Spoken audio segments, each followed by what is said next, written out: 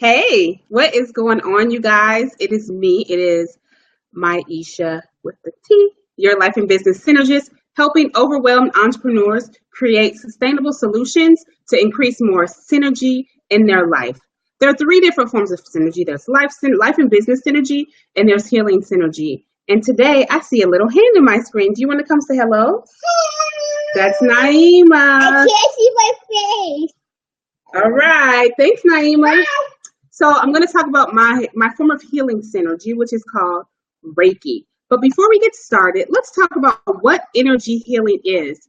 Energy healing is a holistic practice that activates the body's subtle energy system to remove blocks. So by breaking through these energetic blocks in our body, the body's inherent ability to heal itself is stimulated, right? So we all know that everything is energy and everything vibrates on a certain frequency. Energy is everything. You know, Albert Einstein always one of his famous quotes is nothing happens until something moves. But if your energy systems are blocked, nothing can flow, and then you begin to get out of flow with your life, out of flow with your business, and just out of flow in general. So there are several different forms of energy healing. There's Reiki, which we're going to talk about and demystify Reiki today. There's acupuncture, reflex, and reflexology. There's also acupressure, which is similar to acupuncture, except they don't use needles to hit the meridian points in the body. But today I want to talk a little bit about Reiki because there are so many misconceptions about what actually Reiki is, and people are confused about it. So I'm here to talk a little bit about Reiki and how we can use it in our everyday life. So a little bit about my background. I started getting Reiki about, I want to say 7 years ago. It was then when I started learning about the spirit guides. It was a really interesting experience. I went to a Reiki share back home in Illinois. And from there, I was told I have an Egyptian priestess who is one of my spirit guides and that I need to operate in my energetic healing abilities. I thought it was crazy. I was like, you guys are whack. And I'm not into this. So fast forward 7 years, I am now a Reiki practitioner. I'm actually at the master's level. So I'm able to teach Reiki level 1 through 3. And I'm also able to help people get to obtain their master's level in Reiki. So just like meditation, mindfulness, and yoga, I like to think of Reiki as a tool to help you reduce stress and reset your life force energy or your chi. So let's think of this car analogy. Everything we do in our life requires energy. Let's look at our mind and our body as personal vehicles to get through life. So the condition of our mind and body vehicles has an impact on how we travel through life. So every day our vehicles are like driving through a city. It requires a lot of energy that sometimes does not allow us to slow down. So think about it. If you're driving through, for me, downtown Oakland, downtown Atlanta, Chicago, you'd never really have the chance to go at a good pace. There's stop and go traffic. There's people walking around. That's what happens in our everyday life. We're always on the go and we can never really slow down. So just like our everyday vehicles, if we run out of gas, we're not going to go anywhere. So we have a limited capacity. And unlike our cars, we don't have a gauge that warns us when we are low on fuel or when we're out of sync, right? So we have a gas light, but we can never see that gas tank moving until our body gives us those signs and symptoms. And some of those signs and symptoms are burning out, increased anxiety, increased depression. There's many ways to tell that our body is not in tune to what we are going through. And that's that push and pull of life, our earth vehicles, right? And so what we need to do is, instead of us waiting until our internal gauge in our life body vehicle goes off, we need to not burn out, not throw the towel. We need to learn when it's time to fill ourselves back up. And that's why I talk so much about self-care.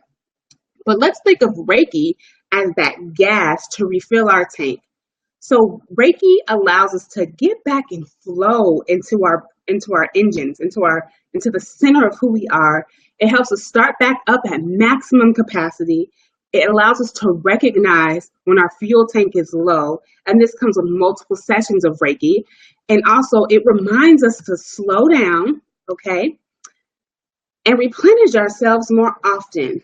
So that's how I like to think of Reiki. It's a tool that I keep in my tool belt that helps me reduce stress and reset my life force energy and remove any internal blocks that are keeping me from living in a higher vibration and a maximum capacity. So let's talk a little bit more about Reiki. Reiki is a Japanese technique for stress reduction and relaxation, and it promotes energy healing. So it's administered by the laying on hands and based on the idea that our life force energy flows through us and it gives us the energy to be alive. If our life force energy is low, similar to that gas tank I gave a few minutes ago, we are more likely to get sick and feel stressed. But if our life force, if our chi is high and we are in a relaxed state, we are more capable of being happy and healthy. That is what Reiki is. It's simply the laying on hands that we touch different meridian points in the body, different chakras, to help you remove any blockages in your energy body. Oftentimes when you're laying on hands, and I like to use this reference, do you guys remember, I don't know if you grew up Christian, Catholic, but you know the stories of Christ and how oftentimes he would tell people, he would lay his hands on them and he would say to them, my son, my daughter, your faith has healed you.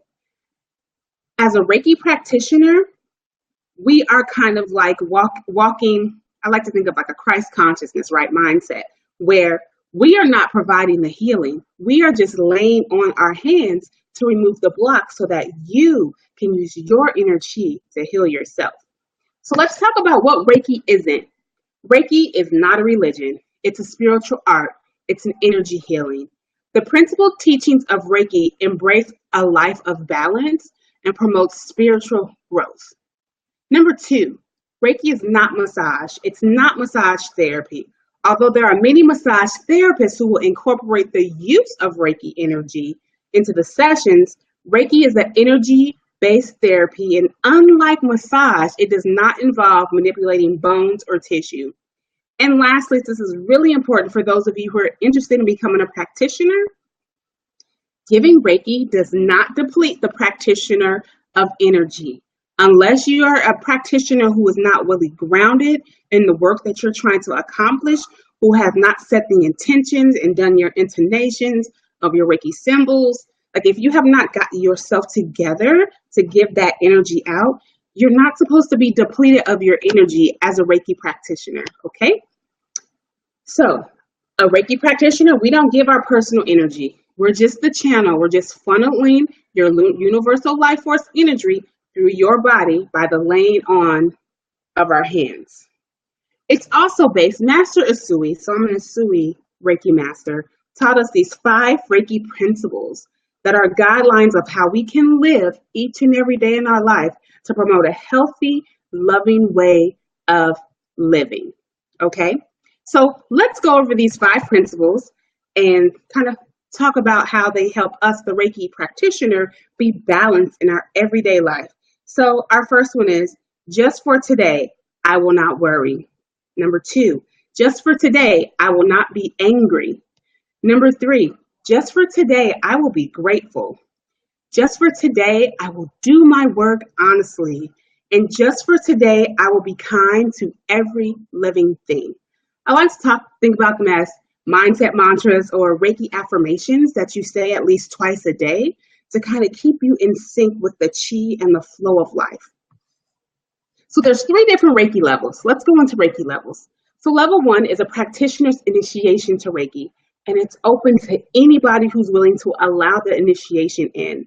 So the focus is to open up the energy channels on a physical level, allowing you to connect with the chi, with the life force energy, which starts at the crown of the chakra, down to your heart and into your hands, okay? So you learn the basics of Reiki. Level 2 is defined by a focus on practicing Reiki on others, as well as expanding the opening of our energy channels. So once I got into level 2, I was practicing not only on myself, but also my children. So additionally, I got to receive the Reiki symbols in my level 2 attunement. And this allows me to be more connected deeply into the universal energy and draw the symbols to represent my ability to do distance Reiki, which sends healing energy to individuals wherever they are in the world, okay? Also, the symbols that I use that I learned in the level 2 helped me clear energy blockages across time and physical locations. And so in that level 2 process, there was an attunement process that I had to actually wait like 21 to 30 days. I think I actually waited 60 days before I moved on into the master level to make sure that I could be fully attuned and fully present to give the Reiki treatments in a distant level. Okay. And the Reiki Master is traditionally considered the teacher level. I'm a practitioner who's received the energy and the knowledge to attune new practitioners.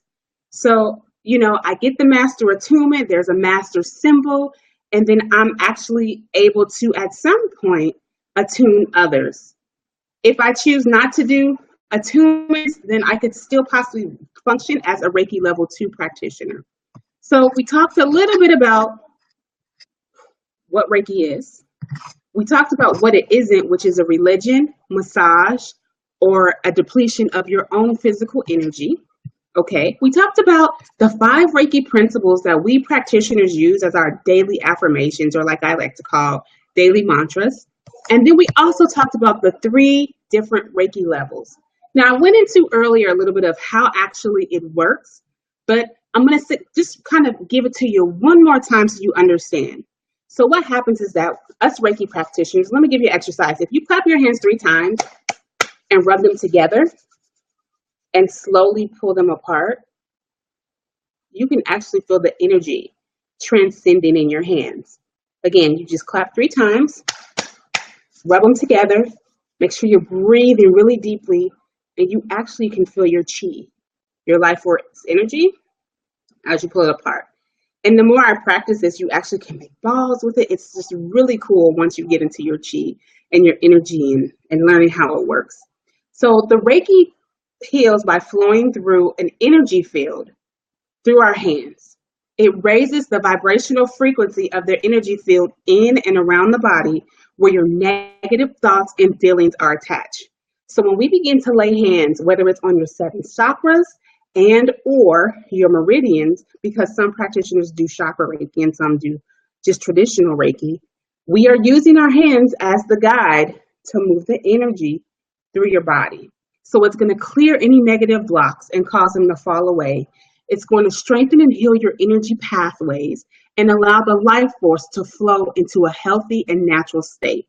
So by following your chakras and meridian points, we actually guide the Reiki through your body to move the life force forward. Some symptoms you may feel during this process is you may cry, you may go into a deep, relaxing sleep, you may experience some feelings of like letting go and releasing, and some people actually are kind of nervous, so they kind of just tense up. But if you learn to just trust the flow of the practitioner and trust the flow of the healing, you will actually feel that even if you're crying through a session, or if your stomach gets in knots, or if you even get a headache, it's kind of like the detox symptoms that this energy is moving through your body and helping you to transform your life.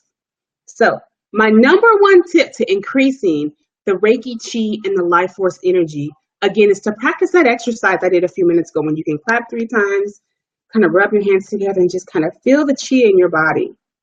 Because clapping is also energy clearing, right? And it can release negative tension and regular negative tension out of your life. And I learned that from Jatan, who's also a Reiki master, spiritual leader, spiritual healer. She taught me about the clapping before we both became masters. But it's an energy clearing exercise. It dispels negative energy and it kind of helps you be in sync with your life. Okay. And then you can also use the Reiki principles as a challenge. So you can pick maybe 1 principle a week and you can focus on, every day just saying, just for today, I will not worry. And then you'll journal afterwards, did I worry today? Yes or no? And how did it change your life? And slowly you'll start to see changes in your life.